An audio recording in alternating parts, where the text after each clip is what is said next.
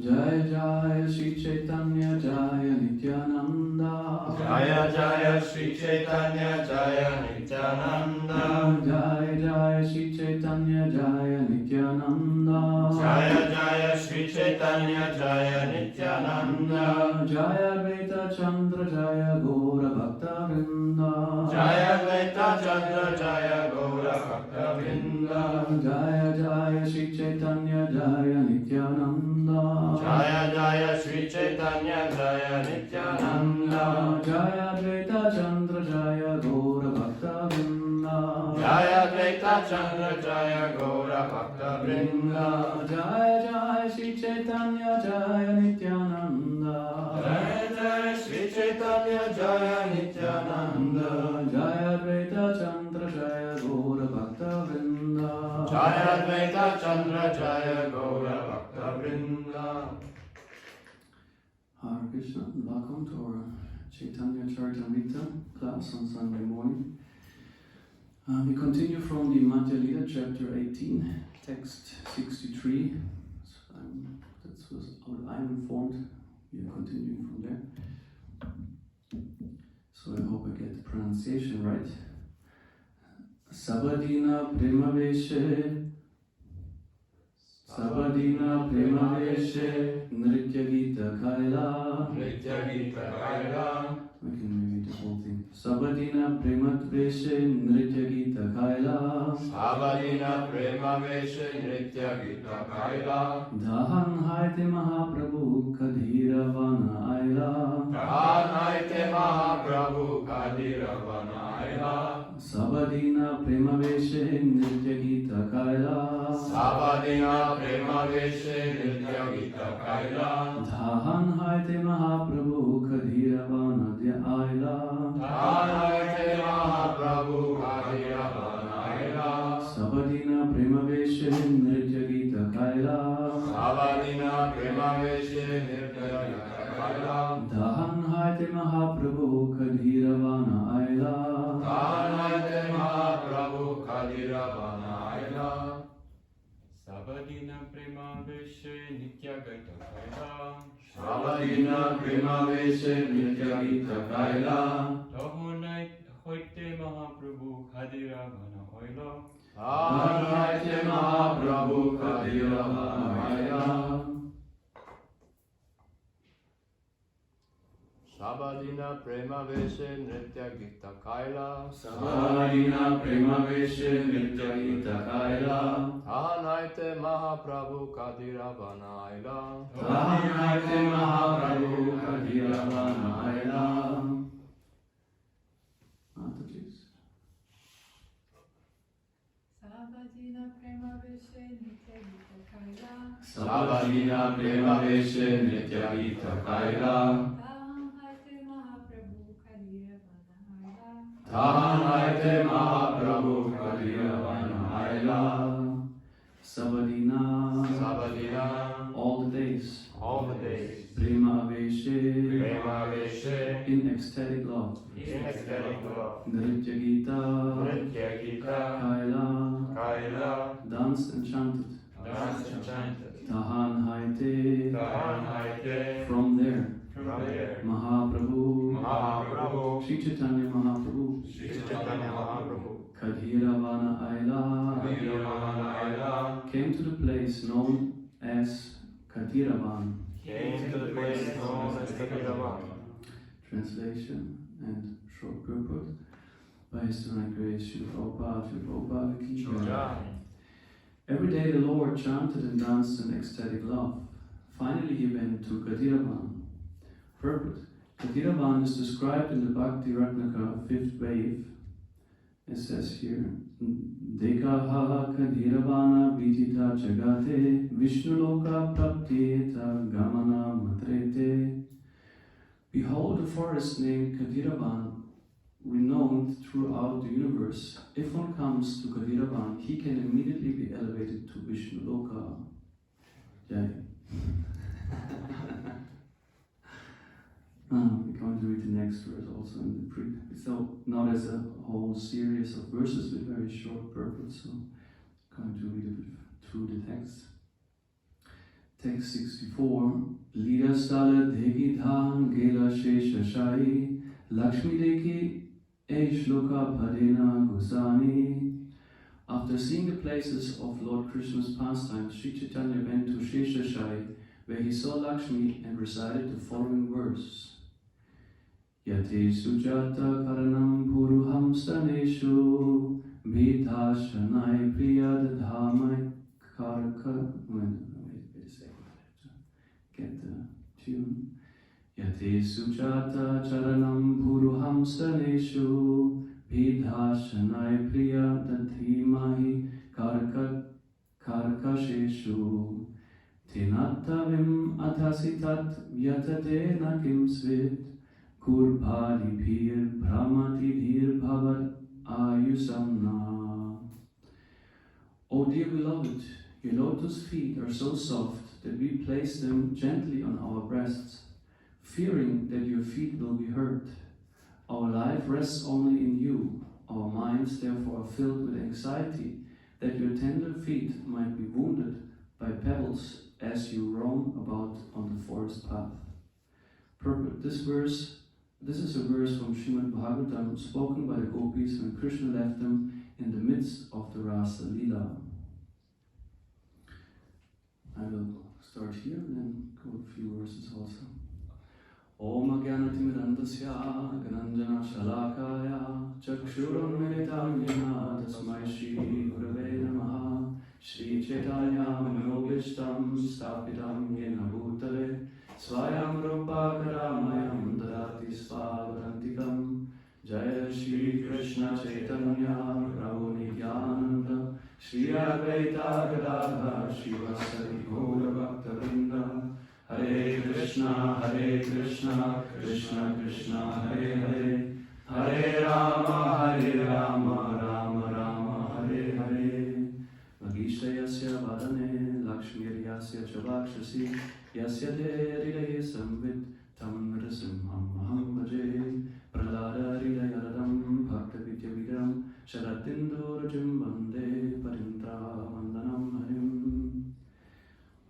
We read a few verses again. Every day the Lord chanted and danced in ecstatic love. Finally he went to Caritamrta. After seeing the places of Lord Krishna's pastimes, Sri Caitanya went to Sheshashai, where he saw Lakshmi and recited the following verse. O dear beloved, your lotus feet are so soft that we place them gently on your breasts, fearing that your feet will be hurt. Our life rests only in you. Our minds, therefore, are filled with anxiety that your tender feet might be wounded by pebbles as you roam about on the forest path.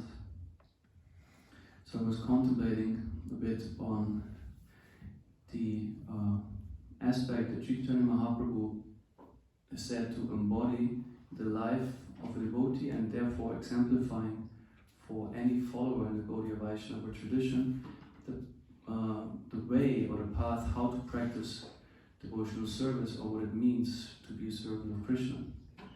And at the same time, when we see how exalted or nicely how exalted and absorbed Chaitanya Mahaprabhu is in as what is described here as ecstatic love, then it seems still an ideal, almost unreachable, or at least very far away, because often I can be glad if I feel some strong affection toward Krishna or form of Krishna, or to speak of being truly, literally in love, as you might. You must compare it, of course, with the example in the material world, how we experience love, because this is the closest that we can have to. And although this experience is deemed by Shastra unfit, because it's said in the material world, in a sense there is no love, it is rather certain degrees of lust. At the same time, we must admit that we still feel that what we call love is distinguished from what we feel lust, so that there is in us the capacity to genuinely love someone, to be affectionate, to be as much as possible without selfish motive, to simply want desiring the good of someone else, to simply try to make someone else happy. You know, that it's there, and it depends, of course, how much one is influenced by certain modes of nature, the more a person is free from rajas and tamas, the less the person is self-centered, because it said rajas and tamas are the modes that make us focus primarily on ourselves. What I want, what I think, what I need, and this way we are not so much capable to be a giver, no, we rather become takers, whereas in the sattva guna mode one becomes more selfless, one can be more empathic, genuinely interested, affectionate towards someone else. We might even make a list of how love in the material world can be according to the modes of nature, because we see with everything, in devotional service, it's said it can be performed in sattva, rajas, tamas. And perhaps a categorization could be that love in the mode of ignorance is actually the contrary. It's because tamas means it's always confusing what is true with what is false, and so therefore love in sattva is actually being pure selfish. Tamagun is pure selfishness. One is very ignorant, literally, about maybe the needs and nature and desire of the person one apparently loves, and one is rather also regarding oneself, unaware like how to treat oneself affectionately, what is lovable about me and others. So there's not really a question of love. In fact, in tamas, love is expressed perhaps in a very harsh and cruel way, saying, I do this because I love you, although the actions speak the contrary. It seems like I hate you. You know, sometimes in the Bible also there's something that might relate strongly to that, where God says something, which is of course also true in a sense, but he says, the one who loves his son beats him, like that. That's kind of a famous way of looking at love in the world. Of course, if you get the message, if you look with more sattvic eyes on that, then we can understand, yes, it needs correction, it needs direction, it needs also punishment at times. But if you look at it in a tamasic way, you think, oh, I should beat my children. And that's love. You know, I should hurt them, and therefore that's what God says what love is. So without understanding, really, that would be tamas. Rajasic love is very passionate. It's about desire. It's about being really, in the mode of enjoyment, and which leads usually, like in German, we have this term Leidenschaft, that what leads to suffering because there's strong inclination for desire and enjoyment. And sattva is more the principle of maintenance, and their love can be seen as really caring and giving, maintaining the relationship, which includes sacrifice. That because I love you, I'm willing to whatever compromise or give space, or just like don't look only at my needs, look at your needs. So like that, sattva is more of a nature that is soft. Whereas the more rajasic and tamasic it gets, the more hard it gets. Literally hard. Even though there's claim of love, it often becomes painful. So here Chaitanya Mahaprabhu is said to be in ecstatic love, which is completely different. The example is given in general that the love that we now categorize in the material world cannot supersede the quality of iron, so to speak. The metals are used as a comparison, iron representing the love we experience in the material world, whereas gold is the nature of the love experienced by the gopis and Chaitanya Mahaprabhu, which, as we also see on the material platform, iron and gold are completely different metals, and even there, they are actually not, also iron is a very hard metal, whereas gold is the most soft metal ever, very fine and sublime. So perhaps also there we can see one characteristic of a person who is truly loving is that there is soft-heartedness. Or like there's, in dealings, there's care and also sensitivity. Of course, we are not, there's the saying in English, I don't know, something with touchy, however, it's not only that we, that we imagine it as being, softies in that sense, but more that there's the ability to truly be loving and caring, and at the same time it might include it also be to be firm and directive and so on, out of affection for someone else. So here Chaitanya Mahaprabhu is exhibiting this love, which is also characterized as the symptom of actually pure devotional service. Because when we hear pure devotional service, at least for me, I often have this, for me the image that comes is more like something a bit technical. The term always sounds like devotional service.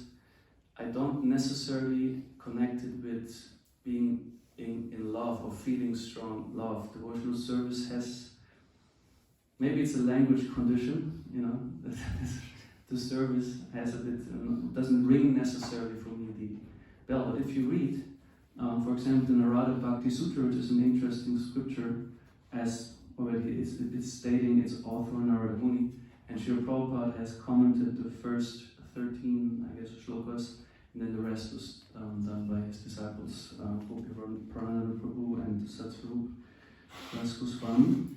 And here he explains, or like I want to read you a few shlokas where he highlights the nature of pure devotional service and how it is intrinsically actually connected or even synonymous with feeling ecstatic or strong love to Krishna. And the Sutra 1 is starting, Atatu Bhaktim Vyakasya Maha. Now, therefore, I will try to explain the process of devotional service. And he continues. Sattvasim Parama Prema Rupa. Devotional service manifests as the most elevated pure love of God. So devotional service manifests as such. So if pure devotional service is truly there in a person, then this person is actually experiencing pure love of God. And so Srila Prabhupada in the purport makes here clear what it takes to get from one stage to another, which brings us back to what I said in the beginning, that when we see Mahaprabhu's example, or this often feels like, well, yeah, it sounds very great, and it's pleasing to the mind to witness the ecstatic symptoms. We hear here Chaitanya Mahaprabhu dance in ecstasy and love by chanting. And also interesting to remember is when his ecstatic symptoms started, there was a particular event, someone just perhaps recall it. When did he start to manifest his very ecstatic symptoms? Or teacher? One possible answer is, after he got initiation. Yes, that's exactly what I have in mind. Yeah, it's described after he received initiation by spiritual master Ishwara Puri. He said suddenly he couldn't help it. It just practically happened to him. He explained it like this. Suddenly he manifested ecstatic symptoms. He couldn't stop anymore to chant. And this gives us also, this an interesting topic in itself, how like this process of initiation, which means to start, actually is supposed to kindle or like to lighten up our intrinsic love of God by getting really absorbed or empowered. That's maybe a good term, to be empowered to truly chant the holy name. And this would also might give rise to doubt. So did it happen to me? And not really, perhaps. So it brings up the whole question of sadhana bhakti, and what does it take that the holy name manifests within oneself that much that we experience ecstatic symptoms. Of course, we must consider, and here Krishna himself manifested pastime, so of course it's different. He's Krishna, and also up front we must consider he was a person already, even in this pastime, very purified.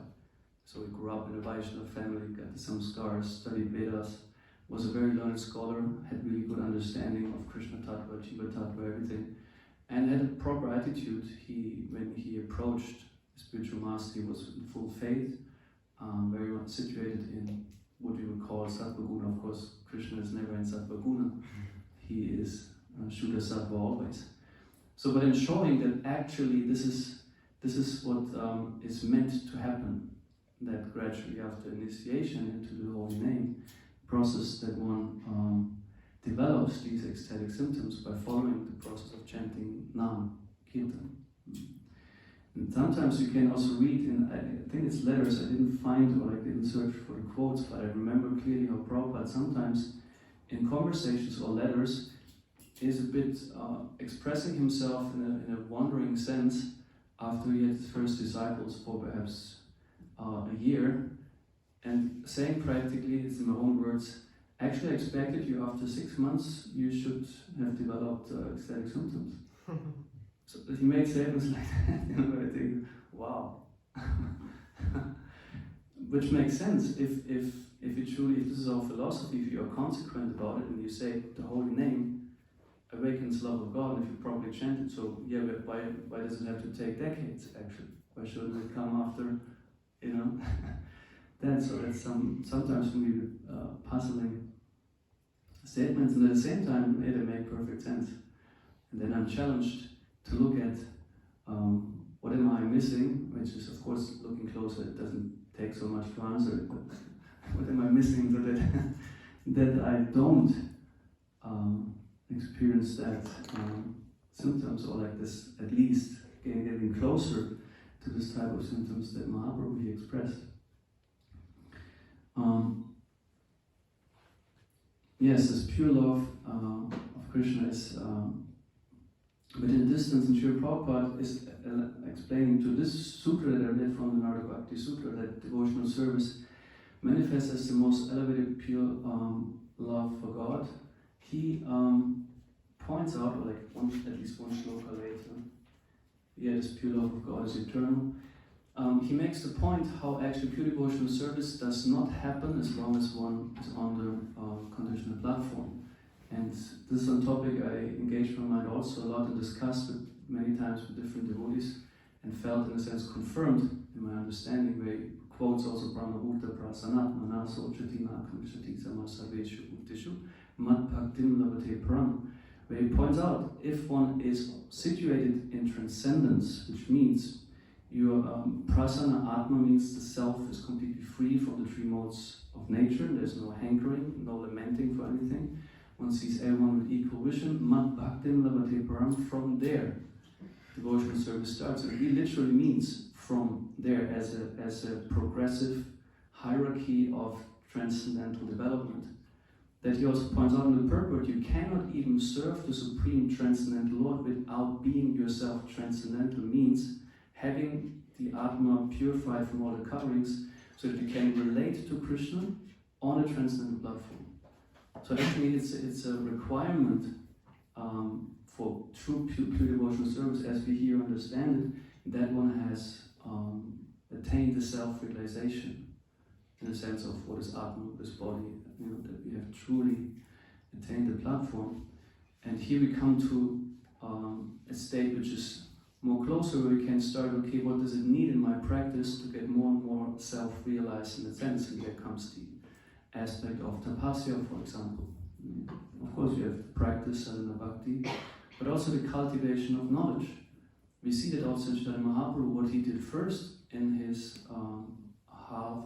first half of his life was, he didn't study his half life, he was teaching with, we read that with 11 years already, he had students, so he was quite mature and learned already in a very young age. But what he did is first he cultivated transcendental knowledge and taught and preached, and the more he got ecstatic, the more his teachings or like discourses on Sanskrit were considered madness, and they said don't accept this person. He translated everything as Krishna. He did this whole thing with the Sanskrit language. So for us it means, or at least is my understanding, that the more my mind is absorbed in receiving transcendental knowledge and contemplating on it and try to apply it to practice, that this will gradually make the way toward spiritual experience. You know, I don't mean one has to become a scholar. You know, that's a different thing. What I mean is to really receive the message. Let's call it like this. You know, because we all, no matter if we deem ourselves intellectual or not, our life in exchange with others is about communication. It means exchange also of information, to be a bit technical. So we have to be able to receive things and to grasp it and to understand it, to be aware. Like before we spoke of relationships and love, in Sattva, Rajas and Tamas. This also involves the capacity to be receptive and to understand and try to really grasp oneself and the other person. So in that sense here also it is important that a devotee seriously engages in Krishna Katha. It doesn't only mean pastime, it means philosophical discourse as well, according to one's capacity. Srila Prabhupada is stressing so much the reading of his books, for example, and how he was very dissatisfied when it turned out that his disciples did not read his books. So that's one thing that brings us closer to this practical application of attaining transcendence. Or like we will hear later about vratas. We're going to read some Bhagavad Gita shloka. That is important to engage in activities that empower you or us to get detached from the body and to get purified, as we literally say. Next week, the week after, for example, there's the famous Bhimaniyachal Ekadashi. Hare Krishna. I decided since long time I might also give it again a go to go with water. I don't. So it's called Niyachal. But because my experience is, because recently we had it in the Bhakti Yoga seminar, and that was also refreshing my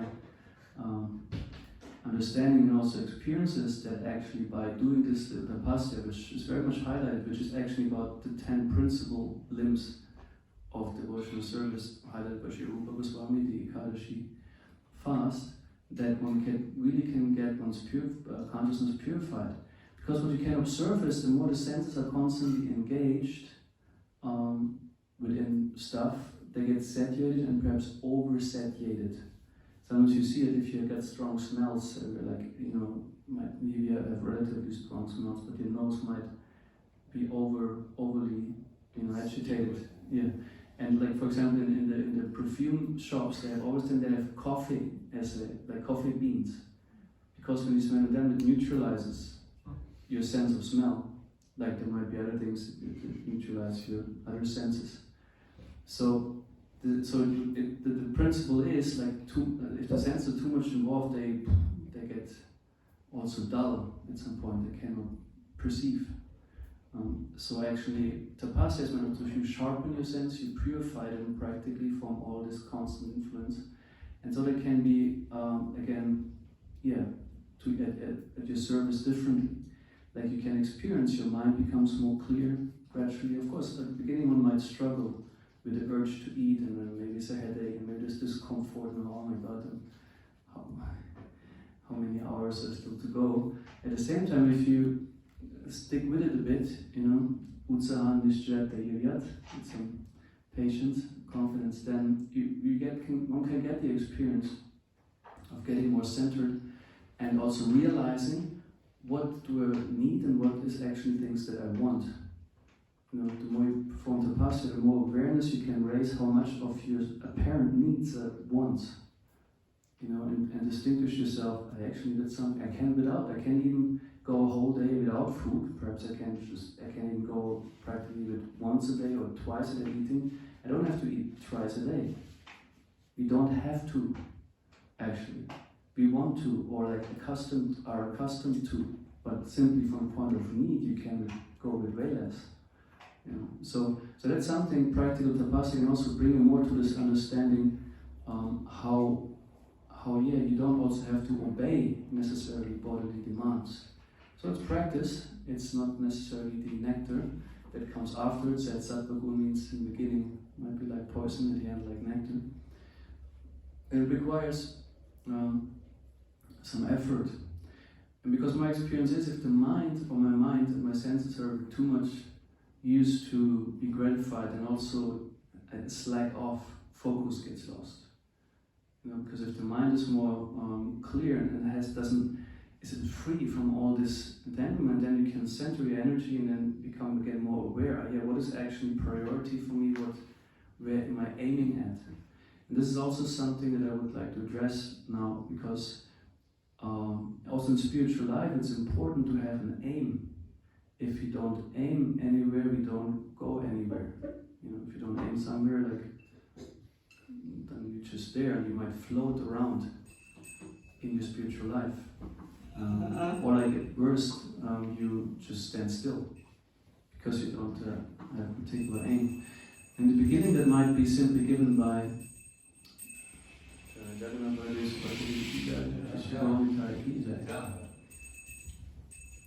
it might be given by the spiritual master who gives you instructions, who puts you on a mission, gives you a vision or purpose that you might follow. Srila Prabhupada pointed out that one should make the instructions of the spiritual master one's life mission. So at the same time, not all of us might have received particular instructions where you can say, yeah, that's my life mission, which might be simply entail whatever, do your sadhana properly and associate with devotees and support preaching, whatever. There might be general instructions, but not necessarily, you know, that you get some very particular thing. And some never maybe receive any, even that instruction, depending what kind of relationship the spiritual master have. Or sometimes your spiritual master might say, yeah, go figure it out, what do you want to do with your life. So that's something what I experienced. I mean, I made decisions already back then, but when I was asking for a particular instruction, there was no particular response, because you also felt like, no, I mean, you make decisions, you arrange yourself. Might it be career decisions, what do you want to do with my life there? If it's in preaching, you have to look at in what area do I want to preach, what people do I aim at, what strategies do I want to choose, you know? Where do I want to see myself in 20 years, what type of Vaishnava I want to be, what caliber or whatever. So there might be different ways of where we can aim at, but it's important to have an aim, because then you can move. You know, if I don't aim anywhere, then I don't move necessarily. I also experience that if my focus is not there and I'm just a bit wallowing in my mind's particular negative emotions, then this is standing still practically. You know, and that's also, again, speaking of tamagun, that's more of ignorance, you know, just being inactive practically, and being a bit caught up in your mind's moods. So, and tapasya might be a way to regain also focus, to purify yourself, because what happens is you consciously take control. Though we say we're not to control, at the same time we are, and we're supposed to exert that level of control that we are capable to, in our practical tapasyas. And then we can move toward that which is described here as pure love of God. And the verse Chaitanya Mahaprabhu is here reciting is from the gopis. He says, "O dear beloved, your lotus feet are so soft that we place them gently on your breast and our breasts, fearing that your feet will be hurt. Our life rests only in you. Our minds therefore are filled with anxiety that your tender feet might be wounded by pebbles as you roam about in the forest path." So we know Chaitanya Mahaprabhu is actually Srimati Radharani, or at least Krishna adopting not just the complexion but mood of Srimati Radharani, and expressing what it means to actually experience strong love for Krishna. Their only concern is, are you doing well? Will you be happy if, you know? And they're even concerned that their own breasts are too hard for Krishna's feet.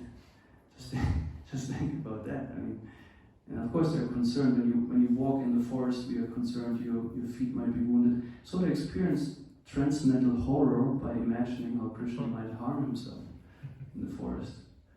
So that's this utmost level of selflessness. At the same time, of course, there's a strong sense of self in relationship to being actually the lover of Krishna.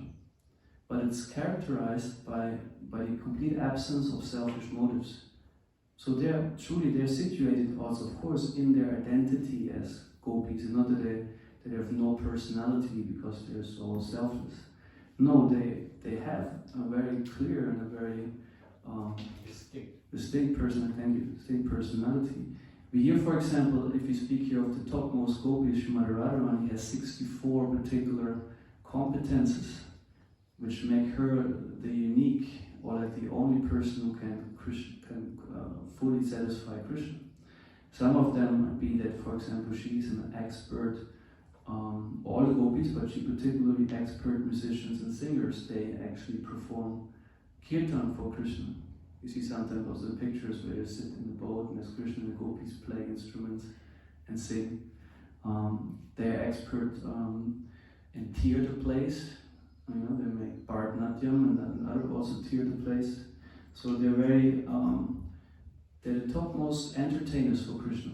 They know how to please Krishna's mind. Then there's also experts in dressing themselves and decorating themselves with makeup. She's even expert to play on this pots set with water. They can make some music on. She can use all kinds of utensils to make them pleasurable in terms of sound. And another thing that struck with me is she is able to do a blanket out of flowers. She can arrange a whole blanket of flowers to cover Krishna when he wants to rest, assume. And there's also many other qualities, 64 in full. And yes, we can see there's so much these gopis are equipped with. At the same time, all that, what they are equipped with, they exclusively, they say that's all for you, Krishna. They are aware that they can do that, you know, they have all that capacity. But the only thing they want is that Krishna takes pleasure in it. That's their confirmation of that they are right, so to say, in the way they do things. It's even said when they dress something or like take jewelry or makeup, and they have the sense Krishna is not fully happy with that, they immediately reject it and take something else. They have no personal attachment to how they look like, you know, how they're being dressed like. They really think it should be only for the pleasure of Krishna. So here this mood is expressed, and this happens, of course, on the transcendental platform because we have no direct association with Krishna. You know, it's also said when we speak of the 9 processes of devotional service, your Prabhupada also makes clear some are only happening on the liberated platform, like Sakyam, Atmanivedanam, being friends with Krishna. For this you have to have a transcendental body and hang out, so to speak, with Krishna. You cannot be friends with Krishna in this body like that. We can feel friendshiply toward him, but it's not what it's meant by Sakyam or Atmanivedanam. Give yourself fully, you know. This is also, or you might wonder, serving his lotus feet. Well, yeah, Lakshmi Devi is there at a transcendental body. We might take it in the sense, okay, we can serve the representations of Krishna's lotus feet in form of the deity, perhaps, or like you might take it as, since the spiritual master is also representing the lotus feet of Guru Prabhupada, actually means also Prabhu is God or Krishna, and Pada are the feet, that the spiritual master is the representative of Krishna's lotus feet. Now, at the same time, of course, it means many masters take shelter at his, but that we find also in the 3rd canto, in some of the purports, you find this meaning of what Prabhupada means. So, yeah, there's a gap between that was described here and that where we are at, and on the way there, there might be disappointment because there might not be so much spiritual achievements as we would like. There's also some of my challenges that I sometimes also address with the devotees, because one of my expectations is, in spiritual life, I want to experience ecstatic symptoms. Well, if they're all the time there and described, so I want, of course, naturally be there and then experience that. Because if you say, Rajavita, Rajanyam, Pravitram, Vidamuttamam, Pratyaksha, Vagamam, Dharmyam, Susukam, Kartamavayam. So where's the Pratyaksha? How can I experience? You know, because sometimes we say, yes, scientific, Krishna Kana is scientific, and here in this verse it's even said, Pratyaksha, Vagamam, Dharmyam. And then, yes, we can say we have practice, but not you cannot put it, so to say, as another scientific piece of whatever to be examined. You know, it's something you yourself might find, I'm still not there yet on this deeper level of experience. It still needs to come. And Prabhupada, also here in this Narada Bhakti Sutra, is addressing this aspect of Utsaha, that is Nishchaya. Nishchaya means confidence. That's one of the principles that makes devotional service successful. And it doesn't mean so much that in this regard the self-confidence that you feel confident as you as a person, as a devotee, but more he says if there's disappointment in spiritual life due to not achieving things or feeling things don't go the way as expected, one should reject that and be confident that in due course you will attain. So it's practically translated as strong faith also, confidence. But also, of course, confidence means that you are capable, that it is possible for us to attain such a high platform of devotional service. And even though we might not be there, it's still important to hear that, to get enthused, to aspire for it. And in due course, what happened for me, what I find is closer to me is, then how Krishna is while relating to the creation. It's more tangible for me, so therefore I usually tend to go there, because then I have a different connection than to Goloka Vrindavan. At the same time, what we hear also now from the Bhagavad Gita is that the topmost aspiration of the Gaudiya Vaishnava is Braja Bhakti or Krishna Bhakti, which Prabhupada is stressing also in 9.13. He is discussing, he is distinguishing the Mahatma from the Duratma, or like a person who is influenced by material nature and the other who is protected by the superior energy. And he gives some symptoms of what the Mahatma is. And he says here in text 13, Mahatmanas tumam parata daivim prakritim ashrita bhajanti ananya manaso gyatva bhutarim avyayam. O son of Prita, those who are not deluded, the great souls, are under the protection of the divine nature. They are fully engaged in devotional service because they know me as the Supreme Personality of Godhead, original and inexhaustible. Could we perhaps open it a little bit more? In this verse, the description of the Mahatma is clearly given. The first sign of the Mahatma is that he is already situated in the divine nature. It comes back to what we said before, being situated in transcendence. Maha-Atma. We are all actually Maha-Atmas, but as long as we are liberated, we are Dur-Atmas, small, miserly beings, whereas the liberated Atma has full capacity. And then Srila Prabhupada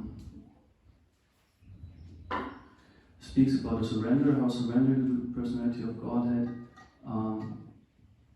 is making it possible that one gets free from the material nature. And then he says in the last paragraph, the Mahatma does not divert his attention to anything outside Krishna because he knows perfectly well that Krishna is the original person, the cause of all causes. And before I make the connection of transcendental knowledge and experiencing love, that also reflects in the first verses of the Chatusloki of the Bhagavad Gita, where Krishna speaks that, the Sanskrit. Aham sarvasya prabhavo matasavam pravartate timad vapachantamang buddha bhava samannitaha, where he describes those who know me or know Krishna, that he says, I am the cause of all material and the spiritual worlds. And those who understand that perfectly, engage in my devotional service and worship me with all their hearts. Buddha bhava samannita, they're experiencing strong love. And there's a connection between, because they know Krishna in tattva or in truth, so they have understanding, which enables them to also feel affection. That's natural. Similarly with people. The more you get to know a person, the more you can feel for the person. But if you don't bother, so to speak, to get to know the person, speaking of tamas and rajas, the less you will be able to connect to the person.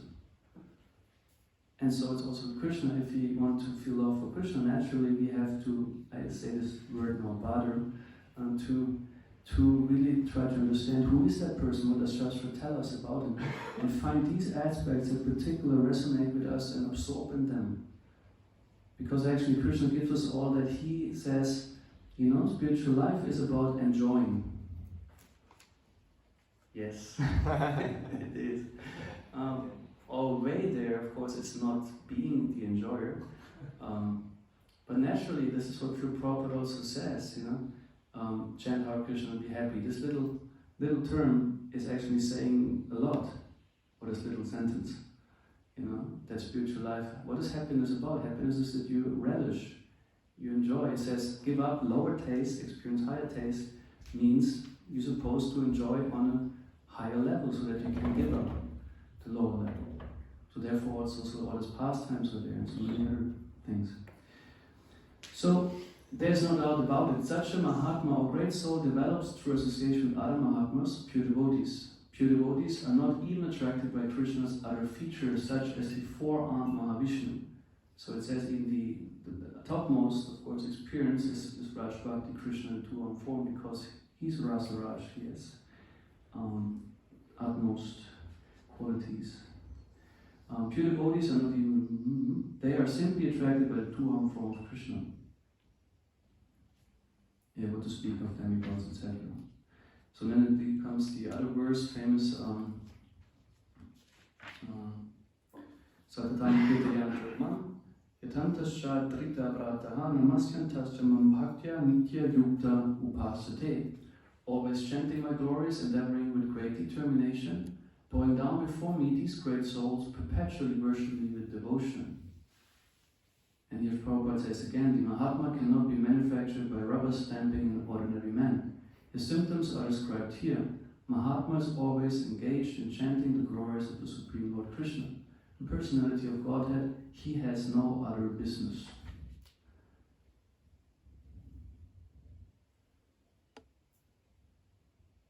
Such a Mahatma has firm determination to achieve the ultimate end, the association with the Supreme Lord in any of the five transcendental rasas. So there he gives more space, of course, though there's, of course within Raj there's also the different order rasas, but he makes clear, any of the rasas are qualified, so to speak, to aim for. To achieve that success, he engages all activities, mental, bodily and vocal, everything in the service of the Supreme Lord. That is called full Krishna consciousness. So if we consciously, or with Trita Vrata also means with firm intention, he is that determination, Trita Vrata, and that Vrata is the vow, and Trita means you're firm in it, you strongly want it, it's your priority. So here it's made clear that actually a spiritual realized person, he has a clear focus, a clear aim, he has spiritual goals. And this is important also in our life to look at that. What am I aiming at? Where do I want to see myself in my spiritual life in a few years? Perhaps I'm in a moment where I'm at a place where I have clarity, where I have a mission at the moment, or a particular focus, and I know that's what's going to happen. Perhaps we're at a place where I feel uncertain, I don't know really, didn't think about it. Or like the things I think are goals perhaps don't really suit me, Often we have that also, goals or like aims can be pressure. What if I don't reach them? Might be also, there might be some, what's called, I forgot the name, reluctance to establish an aim or a goal because, I don't know, I'm not so sure. But actually here said the Mahatmas, they have one goal which probably also we share with our movement. Prabhupada says it so many times, on so many points, the aim, the ultimate success, or sometimes yes, the perfection is to see Krishna face to face, to actually go back to Godhead. That's the goal. For example, in the second canto where Lord Brahma is being able to meet, bless you, Lord Narayan in Vaikuntha, and then they speak and they shake hands, which the Prabhupada says here, we can see Brahma, if you speak of rasas, he is Sakya Ras, he is truly a friend of Krishna, and he speaks to him, he shakes hands, they are buddies, you would say. So it's maybe not such a good term for that, but they're friends, and they have to, because Brahma has transcendental vision, he can truly see Krishna. And Prabhupada writes many points, many purports there in these verses. When Brahma speaks to Narayan, that's the perfection. to again finally see Krishna. That's what everyone in this movement should aim at broadly. On the way there, you might have sub goals and aims, but to make clear that's actually what we are being inspired to, or like not just encouraged to. Sometimes it's said even as an obligatory vision to say that's what you're meant for.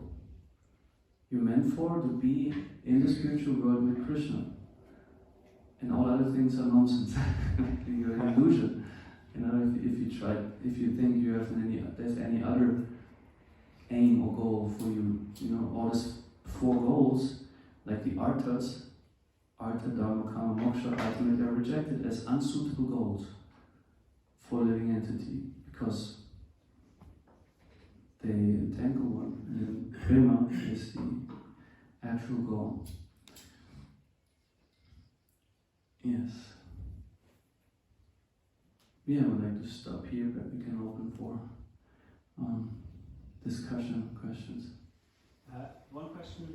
And give up the microphone for the online audience. Hold up the mic for Mike.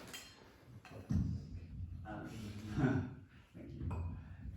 One question. You just said that the goal is to be seeing Krishna, but not in this. Do you mean in this material life or in the afterlife, in the day after? That means that we attain the liberation that we can be with Krishna. You know, I mean, if it happens in this life, well, that would be great. I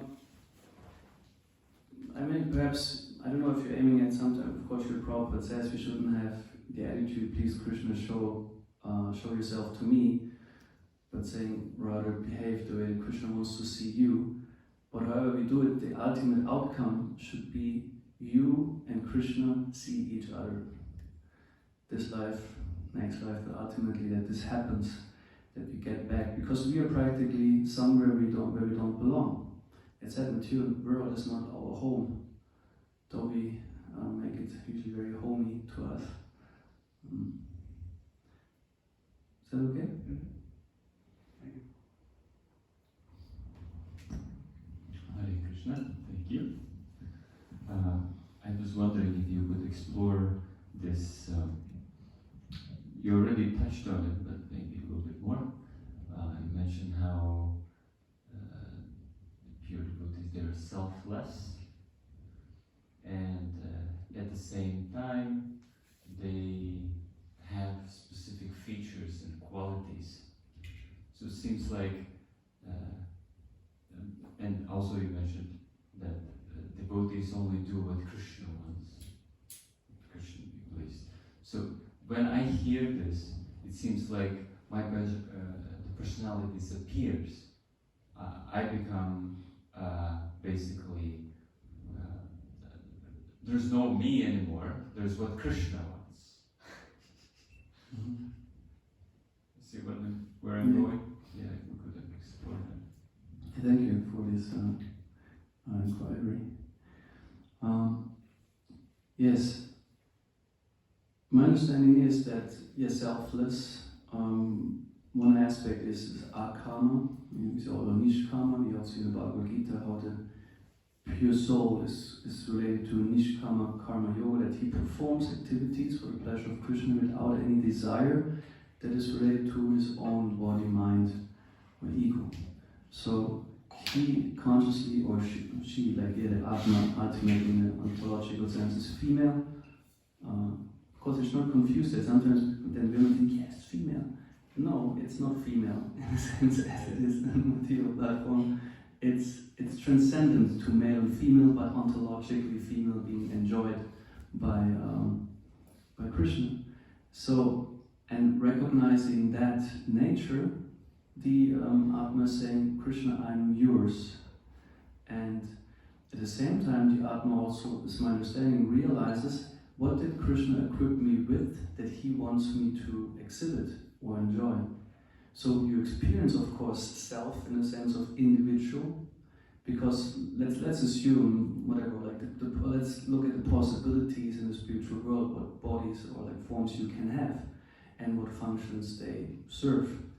You know, if you look at that, of course, you have a particular personality, also a spiritual personality, which is exactly meant the way to be the way it is, so that Krishna can enjoy this particular exchange.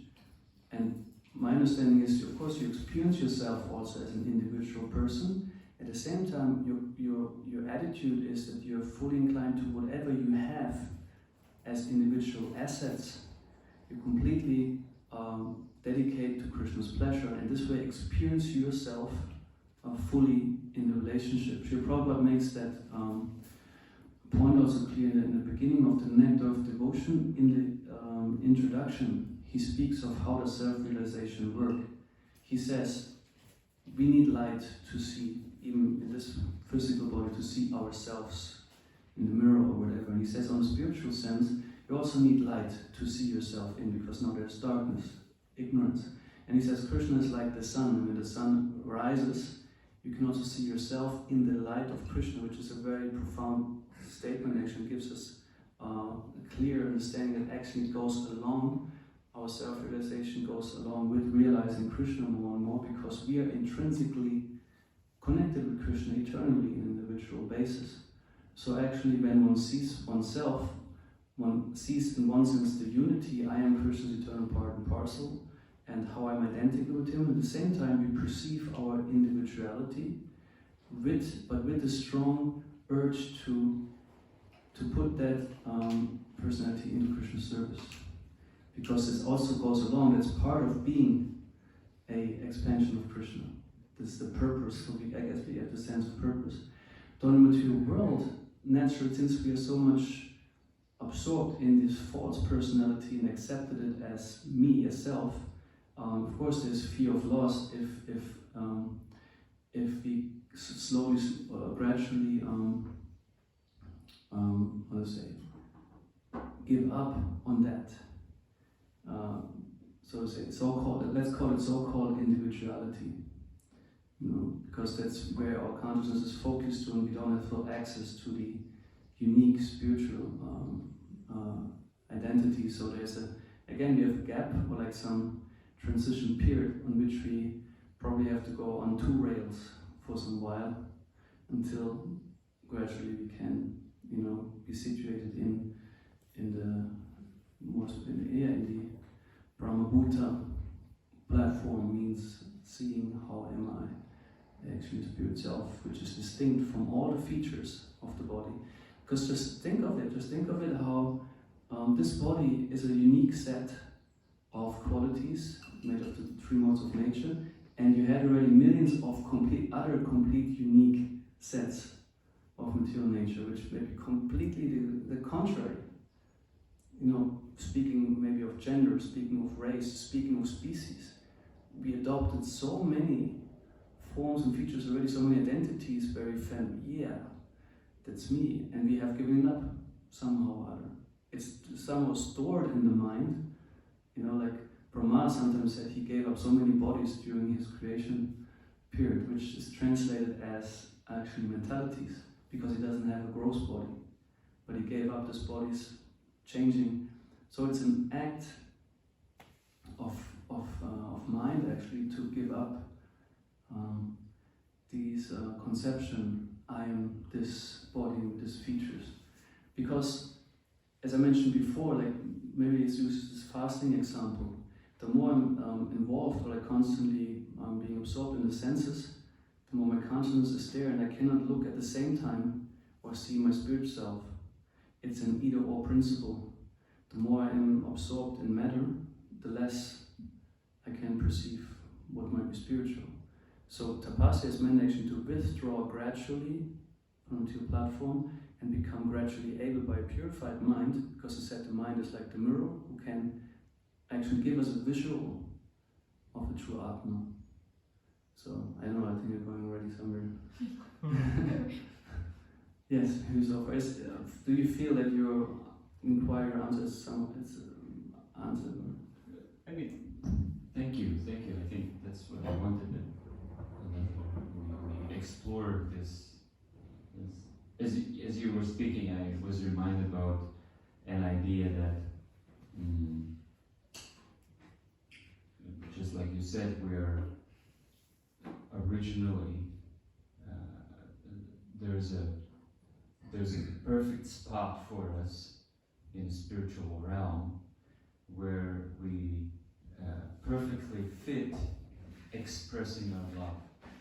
There's a specific body which specifically facilitates 100% to express our love, and it's totally in tune with Krishna's, how he wants to receive it. So in that sense, there is a specific personality, specific identity, specific qualities. And then if we go back here, we have a body now with some qualities, but it is going the opposite direction. In a sense, yes, we express something, but not towards Krishna, but we for serve the ego. Yeah, we serve the image our false ego reflects in our consciousness. Yeah, so in that sense, this platform doesn't work. Anyway, thank you. Thank you. Let's also see, do we have any online comments or questions? We can still. Alright. I just had one thought on this discussion that, especially when seeing Srila Prabhupada, how he deals in the material world, so-called for us material world, as a pure devotee, and just having this discussion, how can we understand that now we have desires for ourselves, but then at one point we have the desire for Krishna, and it comes to mind, it's a very simple understanding that just by being Krishna conscious, you can look at a sense object which you, in the conditioned state, you want to use it for yourself, and that's your desire. But as soon as you're Krishna conscious, you see it in connection to Krishna, and the pure devotee, everything he sees, he's full of desire to use it for Krishna. And Prabhupada once said, Krishna is unlimitedly lusty. And basically whatever you want to use for him, it's fine. If you use it in the right way to please him. And so it's also dynamic on your side, how you're going to use the objects for Krishna. It's not going to be very static. There you just wait till Krishna's going to tell you what he wants, and where you're going to see what you want, what you see, how you can use it to Krishna. It just came to my mind, this connection. Yeah, thank you. Yeah, it's an important point actually. Yeah, I didn't touch much on it, though I plan to. Yeah, the own conscious endeavor, which involves seeing also how an object can be used, or like anything in the service, that is our own. Yeah, it's not that we wait till whatever Krishna personally comes and says how to serve him like this, but that we actually also have initiative and following the footsteps of the acharyas and the guru in that sense. Yeah, developing our consciousness, our understanding, how can I serve Krishna, how can I please him. Alright, anything else? Caitanya Caritamrta ki jai, Prabhupada ki jai.